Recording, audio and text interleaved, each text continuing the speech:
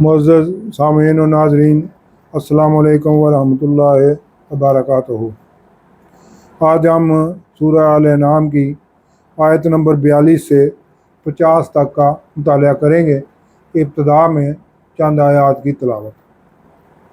اعوذ باللہ من الشیطان الرجیم، بسم اللہ الرحمن الرحیم۔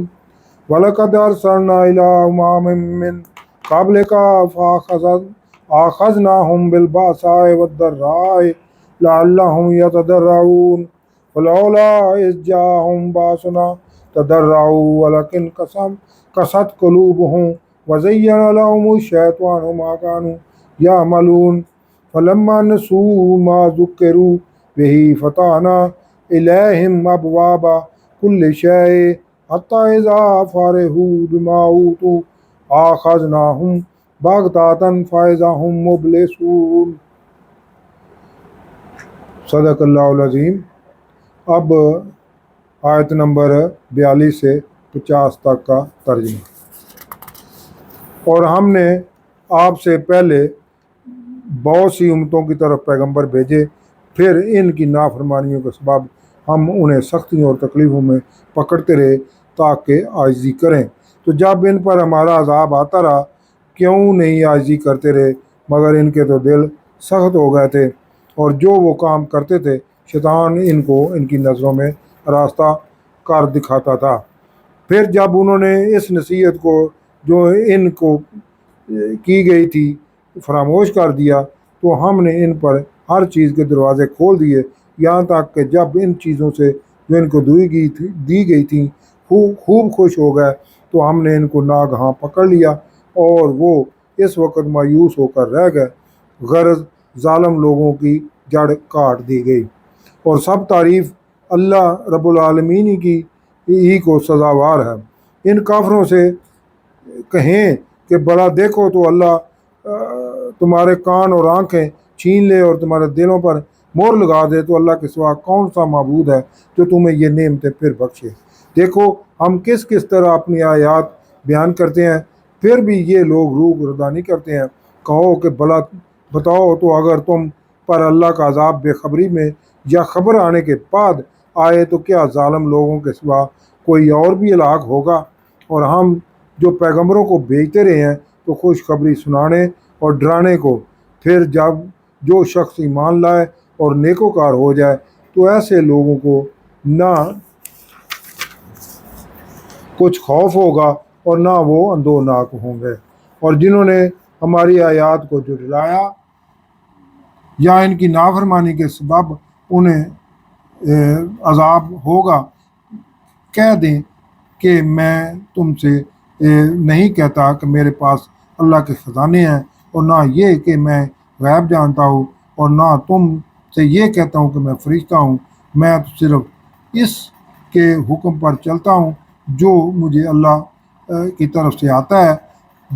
کہہ دیں کہ بھلا اندھا اور آنکھ والے برابر ہوتے ہیں، تو پھر تم غور کیوں نہیں کرتے یا کفار۔ یہ ان آیات کا ترجمہ تھا۔ اب انہی آیات کی تفسیر علم۔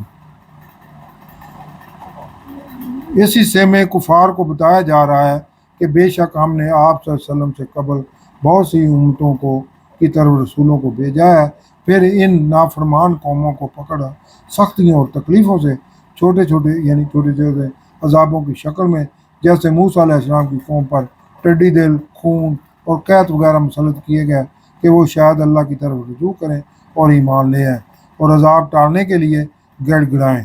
تو کیوں نہ ہوا کہ جب ان پر ہمارا عذاب آیا تو وہ گڑ گڑاتے، لیکن ان کے دل سخت ہو گئے تھے۔ وہ مزید گمراہ ہی ہوتے گئے، اور شیطان نے ان کے کام ان کے لیے بھلے کر کے دکھائے۔ پھر جب انہوں نے بھلا دیا جو نصیحتیں ان کو کی گئی تھیں، تو ہم نے ان پر دنیاوی مال و متاع کے دروازے کھول دیے تاکہ اپنی سرکشی اور گمراہی میں مزید بڑھ جائیں، یہاں تک کہ جب وہ اترانے لگے جو انہیں ملا تو ہم نے اچانک انہیں پکڑ لیا، ان کی کمائی ان کے کچھ کام نہ آئی، اور وہ مایوس ہو کر رہ گئے۔ پس جڑ کاٹ دی گئی ظالموں کی، یعنی کفر اور شرک میں ملوث قوم کی جڑ کاٹ دی گئی اور سب خوبیاں اللہ ہی کو کے لیے ہے۔ اللہ رب ہے سارے جہانوں کا۔ آپ صلی اللہ علیہ وسلم ان سے پوچھیں کہ تم نے کبھی غور کیا ہے کہ اگر اللہ تمہارے کان اور آنکھیں لے لے اور تمہارے دل سر بمور کر دے تو اللہ کے سوا کون سا معبود ہے جو دوبارہ تمہیں یہ چیزیں لا دے گا؟